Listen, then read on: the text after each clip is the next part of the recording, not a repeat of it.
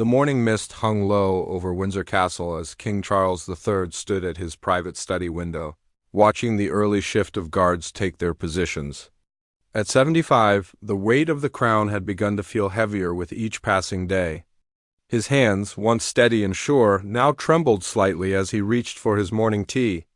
The recent health scares had been kept from the public, but behind palace walls, everyone knew the truth. Dr. Margaret Thornton, the royal physician, had been visiting more frequently.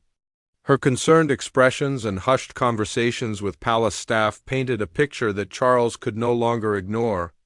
The chemotherapy treatments had taken their toll, and while he maintained his public duties with remarkable determination, the private moments revealed a man fighting against time itself. Catherine, the Princess of Wales, had been quietly stepping into more responsibilities over the past months. Her natural grace and genuine connection with people had not gone unnoticed by Charles. During their private dinners, he watched how she handled sensitive topics with wisdom beyond her years.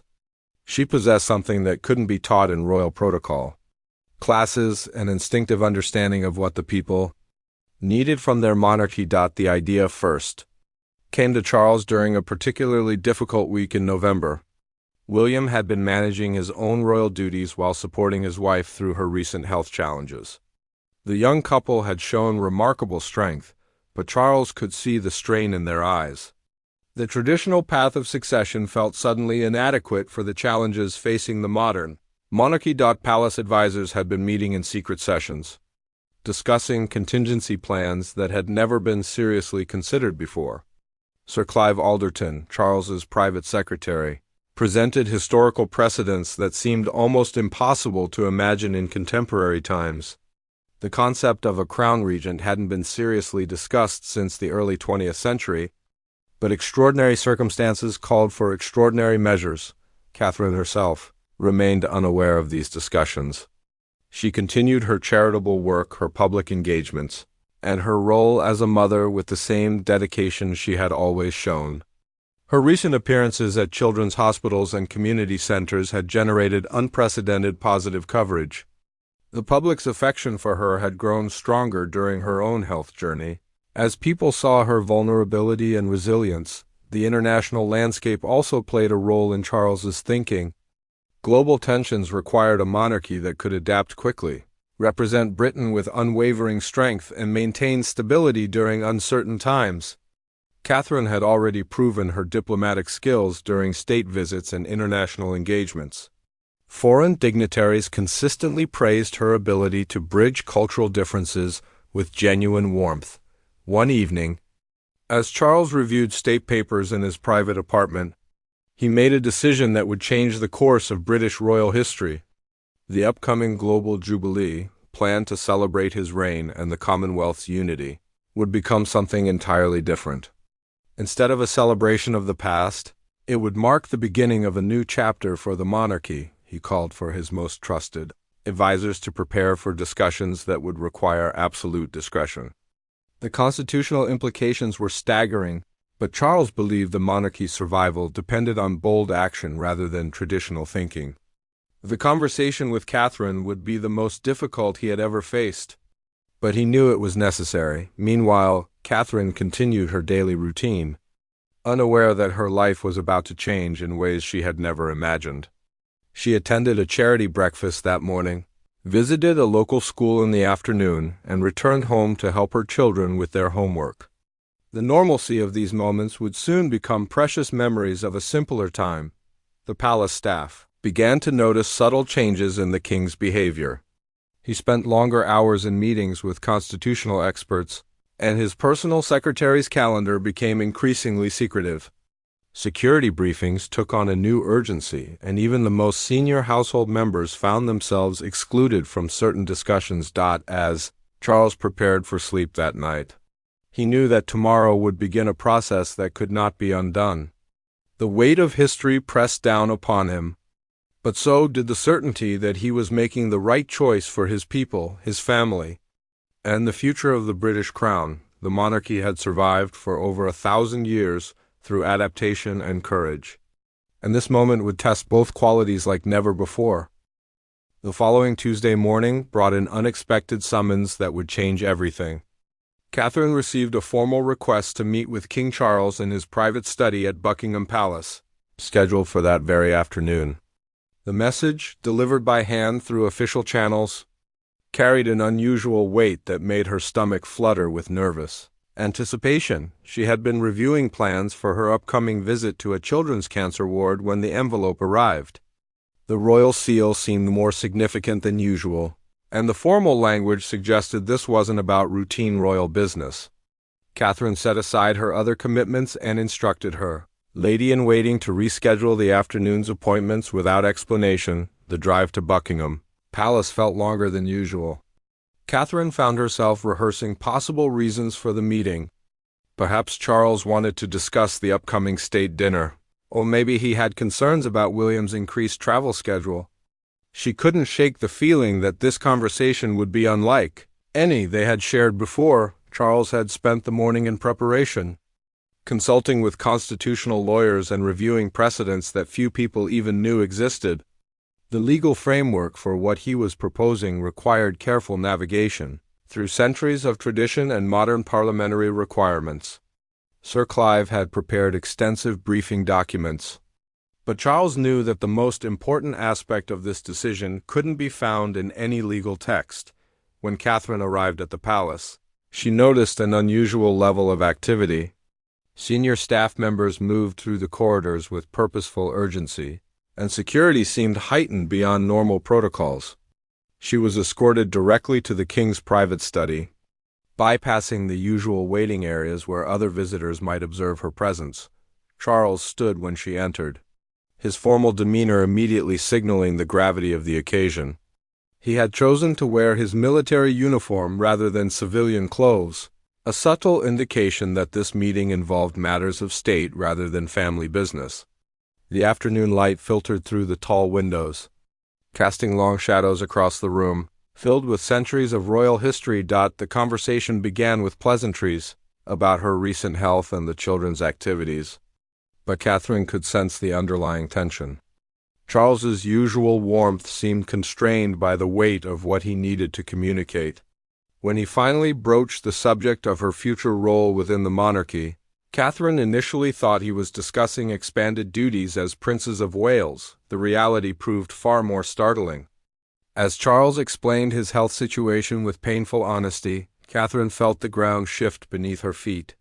He spoke of doctors' recommendations, of treatments that weren't working as hoped, and of the need to ensure continuity for the crown. His voice remained steady, but she could see the emotional cost of these admissions in his eyes. When he first mentioned the concept of crown regent, Catherine wasn't entirely sure she understood correctly. The historical context seemed removed from contemporary reality, like discussing medieval customs that had no relevance to modern life. But as Charles continued explaining, the magnitude of what he was proposing became impossible to ignore. Catherine's initial reaction was one of profound shock, followed quickly by instinctive resistance.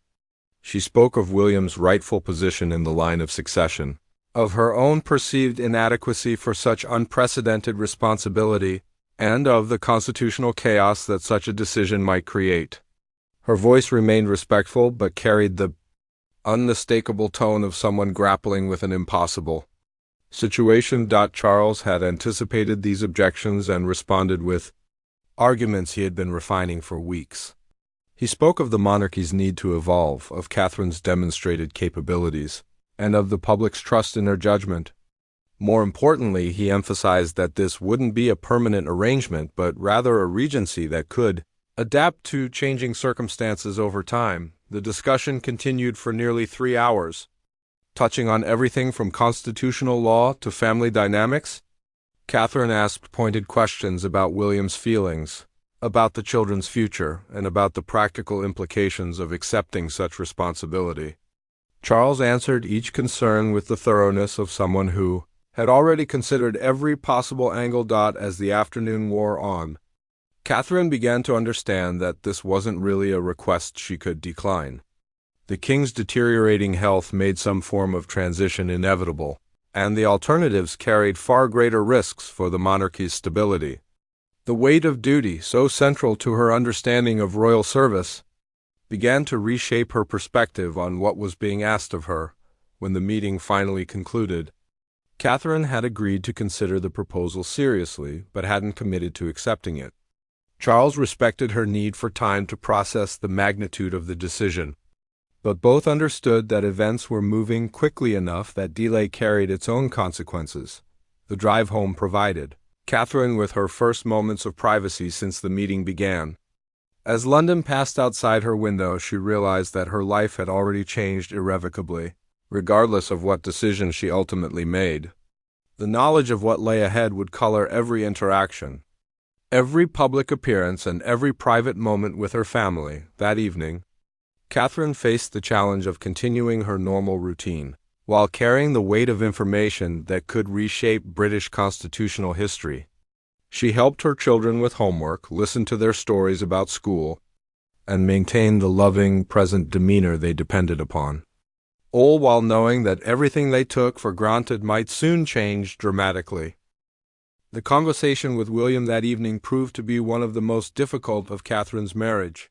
She found him in their private sitting room at Adelaide Cottage, reviewing briefing papers for his upcoming trip to South Africa.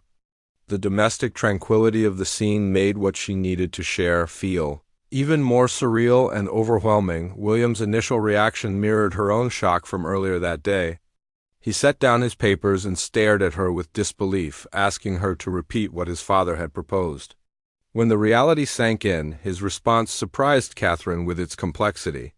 Rather than immediate outrage or rejection, William fell into thoughtful silence that stretched for several uncomfortable minutes. He had been watching his father's declining health with growing concern, and had privately wondered about succession timing. The traditional expectation was that he would eventually become king, but William had also observed Catherine's growing confidence and public appeal. More importantly, he had seen how the weight of royal responsibility affected his father and wasn't entirely certain he was ready for that burden himself. Their discussion lasted well into the night, covering practical considerations that neither had ever seriously contemplated. William expressed concerns about Catherine's health, given her recent challenges, and questioned whether adding such enormous pressure was wise.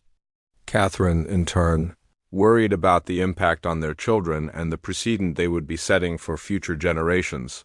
The constitutional implications fascinated William from his legal background. He understood that accepting the regency wouldn't automatically displace him from the line of succession, but would create a unique arrangement that balanced immediate needs with long-term stability. The more they discussed it, the more both realized that Charles had crafted a solution that addressed multiple challenges simultaneously. Meanwhile, behind closed doors at Buckingham Palace, a small team of constitutional experts worked through the night to refine the legal framework for the announcement. Lord Chancellor Sarah Mitchell had been briefed on the situation and was coordinating with parliamentary leaders to ensure proper procedures were followed. The complexity of implementing such an unprecedented decision required careful coordination across multiple institutions. The following morning brought a series of discreet conversations. As key figures were informed of the developing situation, the Archbishop of Canterbury received an early morning call that left him speechless for several moments. Before he began asking detailed questions about timing and ceremony, the Prime Minister was briefed during a secure call that required her to cancel her morning appointments to process the implications. Catherine spent that day maintaining her normal schedule, internally wrestling with the decision. She attended a board meeting for one of her patronages, where her colleagues noticed she seemed unusually thoughtful but attributed it to her characteristic attention to detail. Her ability to function normally while carrying such momentous secrets demonstrated the self-discipline that had made her an effective royal family member. The children remained blissfully unaware of the discussions reshaping their future. Prince George focused on his upcoming cricket match. Princess Charlotte worked on a school project about marine biology, and Prince Louis practiced his piano lessons with the concentrated determination of a 6-year-old. Catherine treasured these moments of normalcy, knowing they might become increasingly rare. That evening, Catherine and William reached a tentative decision to accept Charles's proposal. Contingent on certain conditions about implementation and support structures, William would continue his current role, while gradually taking on additional responsibilities that would prepare him for eventual kingship. Catherine would assume the regency with the understanding that it represented a transitional arrangement rather than a permanent change to succession. The next phase required informing other senior royals, starting with Princess Anne, known for her direct approach and practical wisdom. Anne's reaction would likely influence how other family members received the news. Charles scheduled a private dinner where the conversation moved quickly from surprise to analysis of the proposal's merits and potential complications. Anne's military background and decades of royal service gave her perspective that was valuable in refining the implementation strategy. She raised questions about international implications, particularly regarding Commonwealth realms and their constitutional relationships with the British Crown. Her support, once obtained, would provide crucial legitimacy for such an unprecedented decision. The palace communications team began developing strategies for public announcement that would frame the decision positively while acknowledging its historical significance. The timing would be crucial, requiring coordination with parliamentary schedules, media management, and public preparation for such dramatic news. Catherine found herself studying constitutional law and royal history with an intensity she had never required before. The weight of precedent pressed down upon her as she realized she would be breaking new ground for future generations of royal women. The responsibility felt simultaneously terrifying and inspiring. Private polling conducted discreetly by the palace revealed surprising public support for Catherine in leadership roles, suggesting that the announcement might be received more favorably than initially feared. Her personal popularity, combined with respect for her judgment and character, created a foundation of public trust that could support such a dramatic constitutional development. As the week progressed, the small circle of people aware of the decision grew carefully and purposefully.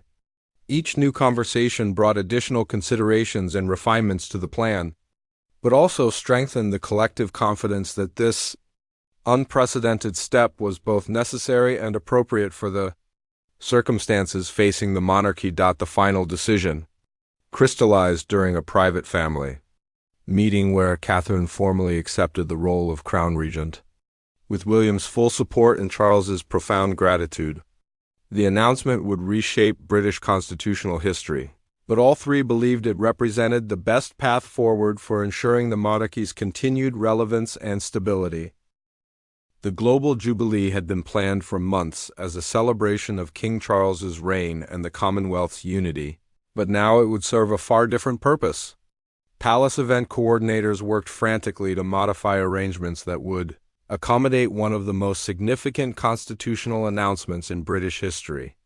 The venue remained the same, the historic grounds of Windsor Castle, but everything else required complete reconceptualization. International delegations had already confirmed their attendance, expecting a traditional royal celebration. Prime ministers from across the Commonwealth, European royalty, and world leaders would witness something none of them had anticipated. The palace communications team faced the delicate challenge of managing expectations without revealing the true nature of what was planned. Catherine spent the days leading up to the announcement in intensive preparation. Constitutional scholars provided private tutorials on the historical precedents for regency, while speech coaches helped her prepare for what would likely be the most scrutinized public address of her life. Every word of her acceptance speech was crafted carefully to convey both humility and confidence. The dress rehearsals took place in the throne room at Windsor Castle, with stand-ins representing the various dignitaries who would be present. Catherine practiced her walk to the podium, her posture during the king's announcement, and her response with the precision of a military operation. The stakes couldn't be higher, and every detail mattered. William's role during the announcement required its own careful choreography. His visible support would be crucial for public acceptance, But he also needed to demonstrate that this decision came from strength rather than family discord, the balance between showing unity and maintaining his own dignity proved challenging to achieve. Security preparations reached unprecedented levels as intelligence services assessed potential threats to such a historic event. The combination of international dignitaries and constitutional drama created security challenges that required coordination between multiple agencies. Every guest was thoroughly vetted, and contingency plans were developed for various scenarios. The morning of the Jubilee dawned clear and bright, with hundreds of media representatives gathering outside Windsor Castle's gates. Most assumed they were covering a routine royal celebration, but some had begun to sense that something extraordinary was planned. The unusual level of preparation and the secretive nature of the event schedule had sparked speculation in royal correspondent circles inside the castle. Catherine began her day with private prayer in St. George's Chapel.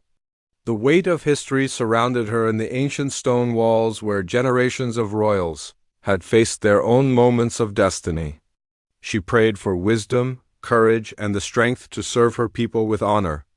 Regardless of what the public reaction might be, King Charles spent his final morning as sole monarch, reviewing the speech that would change everything. Written in his own hand and refined through countless revisions, it represented his attempt to explain the unprecedented decision to a nation and world unprepared for such news. The gravity of the moment weighed heavily on him, but so did his confidence in the choice he was making. The ceremony began with traditional pomp and pageantry that masked the revolutionary nature of what was to come. International guests took their seats in the specially constructed pavilion, many commenting on the unusual atmosphere that seemed charged with anticipation beyond a normal royal event. The presence of constitutional lawyers and parliamentary officials in prominent positions began to fuel whispered speculation. As Charles took the podium to address the gathering, a hush fell over the assembled crowd that extended far beyond those physically present. Television audiences around the world watched what they expected to be a standard royal speech. Unaware they were about to witness history in the making, the king's opening remarks followed conventional patterns, thanking guests for their presence and reflecting on the Commonwealth's shared values. But as his speech progressed, the tone shifted toward more serious themes of duty, adaptation, and the monarchy's responsibility to serve effectively regardless of personal cost. When Charles first mentioned his health challenges, the audience began to realize this was not a typical royal address. His candor about medical limitations and treatment outcomes shocked many who had been unaware of the severity of his condition. The camera captured expressions of surprise and concern among world leaders who were learning this information for the first time. The announcement of Catherine's appointment as Crown Regent sent waves of shock through the assembled crowd and the global audience watching on television. The constitutional terminology confused many viewers initially, but the historical significance became clear as Charles explained the unprecedented nature of the decision. Catherine's response, delivered with composure that belied her inner nervousness, struck exactly the right tone of humility and determination. She acknowledged the extraordinary nature of the appointment, while expressing confidence in her ability to serve the crown and the people effectively. Her words were carefully chosen to respect tradition while embracing the innovation the moment represented. The immediate reaction was a mixture of stunned silence and spontaneous applause from some sections of the audience. International guests exchanged glances that ranged from surprise to admiration for the bold constitutional step. Television commentators struggled to find appropriate historical comparisons for what they had just witnessed. William's embrace of Catherine following her speech provided a powerful visual confirmation of family unity that would be replayed countless times in media coverage.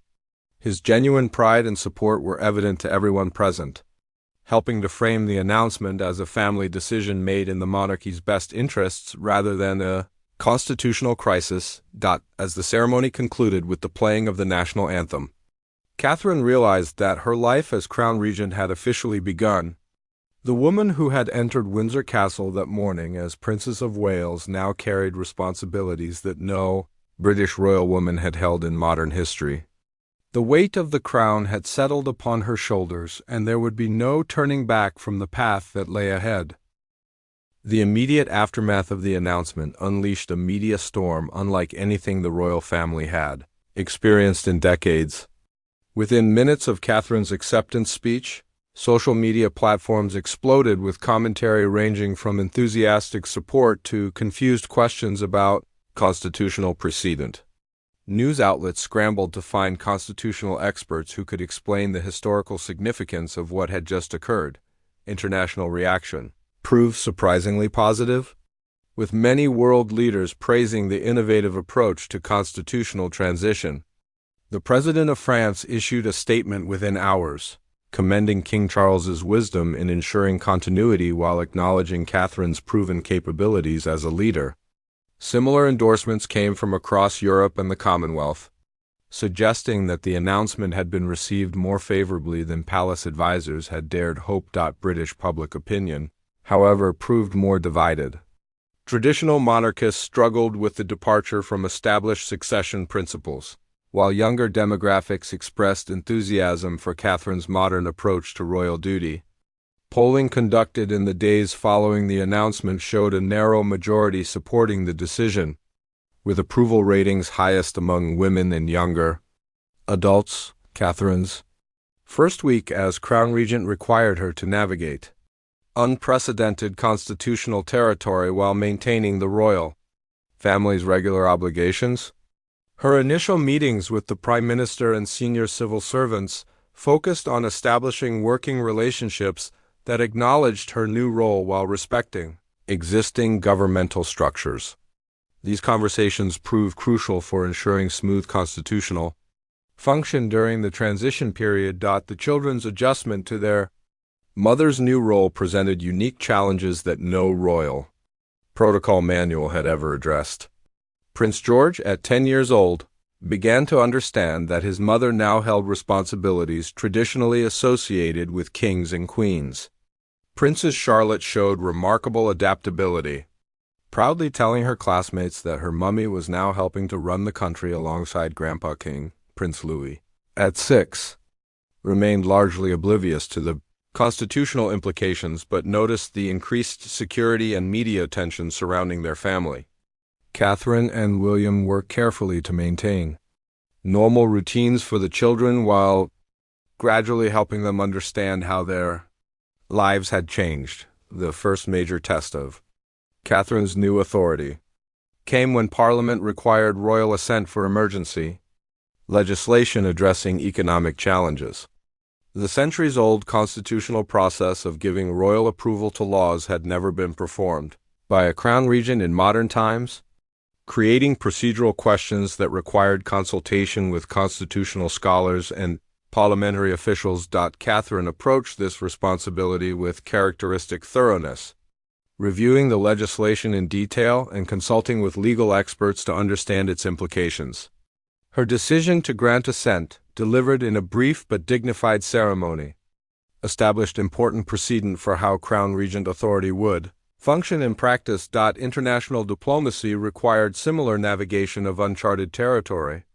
Catherine's first state dinner as Crown Regent hosted the President of Ireland, creating protocols that balanced her new constitutional position with respect for diplomatic tradition.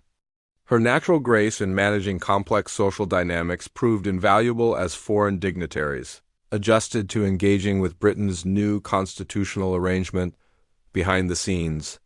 The royal household underwent significant reorganization to accommodate Catherine's expanded role. Her private office staff increased substantially, requiring new coordination between her personal team and the broader palace apparatus. The logistics of supporting a crown regent while maintaining traditional royal operations challenged administrative structures that had developed over decades. King Charles's role evolved into something resembling a constitutional mentor, advising Catherine on matters of state while gradually reducing his public obligations. Their weekly meetings became crucial forums for ensuring continuity in royal decision-making. while allowing Catherine to develop her own approach to leadership. The relationship with William required particularly delicate management as he balanced support for his wife's new role with his own position as heir apparent. Public appearances together demonstrated family unity, while private conversations ensured that both understood how their roles would evolve over time. Catherine's first major policy initiative focused on mental health awareness, building upon her previous charitable work while leveraging her new platform to influence national priorities. Her ability to combine royal influence with personal passion created a model for how crown regents might use their position to address societal challenges. The legal framework surrounding Catherine's authority continued to evolve through practical application rather than theoretical planning. Each decision she made established precedent for future crown regents, creating a body of constitutional practice that would influence British governance for generations. Public appearances during her first month as crown regent showed Catherine growing into the role with increasing confidence. Her natural connection with people translated effectively to the more formal requirements of constitutional leadership, while her genuine concern for public welfare resonated with audiences across social and political divides. The media gradually adjusted their coverage to reflect Catherine's new status, developing reporting conventions that acknowledged her constitutional authority while maintaining appropriate focus on her role as wife and mother. This balance proved crucial for public acceptance of the unprecedented arrangement. As her first month as crown regent concluded, Catherine had successfully navigated the initial challenges of her new role while beginning to establish her own approach to royal leadership. The constitutional experiment was proving successful, but bigger tests lay ahead as she prepared to represent Britain on the world stage and address domestic challenges that would define her regency. The monarchy had entered uncharted territory, but early indications suggested that King Charles's bold decision was providing the stability and renewal that Britain needed. Catherine's grace under pressure and natural leadership abilities were transforming an unprecedented constitutional arrangement into a new model for royal service in the modern era. 6 months into her regency, Catherine faced her greatest challenge yet when an international crisis erupted in Eastern Europe that required immediate British leadership on the world stage. The conflict between neighboring nations threatened to destabilize the entire region, and Britain's response would be closely watched by allies and adversaries alike. As crown regent, Catherine would need to navigate complex diplomatic waters while supporting the government's foreign policy objectives. The crisis began on a Tuesday morning when military forces crossed disputed borders, triggering a cascade of international responses.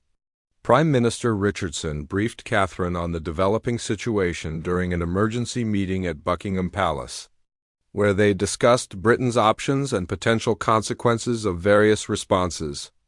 Catherine's questions demonstrated her growing grasp of international relations and her ability to think strategically about complex geopolitical challenges. Her first major international decision came when the United Nations requested Britain's support for a peacekeeping mission. The constitutional process required Catherine to formally approve military deployment, while working closely with Parliament and military leadership.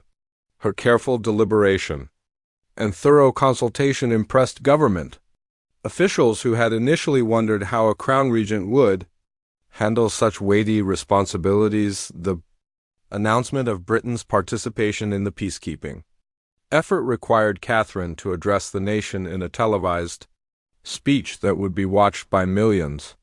Her words needed to convey strength and resolve while reassuring the public that British forces would be deployed responsibly and with clear objectives.